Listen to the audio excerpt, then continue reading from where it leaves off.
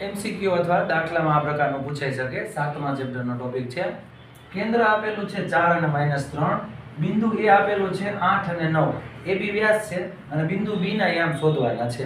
તો બસ આ રીતે ડેટા બનાવી લેવા. આ x1 y1 છે, આ x2 y2 આપણે ગોતવાના છે અને કેન્દ્ર 4 અને -3 આપણને આપેલું છે. તો બસ મધ્ય બિંદુનું સૂત્ર x = x1 + x2 છેદમાં 2. ચાલો x એટલે કોણ થાય 4 બરાબર x1 એટલે આપણી પાસે કોણ છે 8 અને પ્લસ x2 આપણે ગોતવાના છે અને છેદમાં 2 એમ. આમ છેદ ના ઉડે તો આ બંનેનો ગુણાકાર કરશું, ક્રોસ ગુણાકાર કહી શકાય. 4 × 2 = 8, 8 બરાબર 8 પ્લસ x2.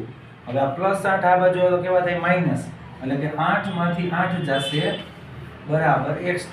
તો 8 માંથી 8 જાય તો કેટલા વધે x2 બરાબર 0. તો આ આપણો પહેલો જવાબ. ચાલો બીજો આવી રીતે y આપણી પાસે છે -3 બરાબર y1.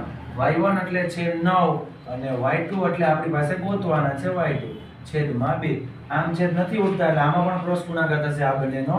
3 × 2 = 6 બરાબર 9 પ્લસ y2. તો હવે y2 ગોતવો હોય તો આ +9 આ બાજુ તો કેવા થાય -9. સ્થાન બદલે તો નિશાની બદલે, ખાસ ધ્યાન રાખજો. -6 -9 બરાબર y2. એટલે y2 આપણી પાસે થશે 9 માં 6 આપણે ઉમેરવાના, માઈનસ માઈનસ કાઢીએ પ્લસ. 9 ને 6 15, -15 જવાબ આવશે. તો આ આપણો y2 છે અને આ આપણો x2. Thank you.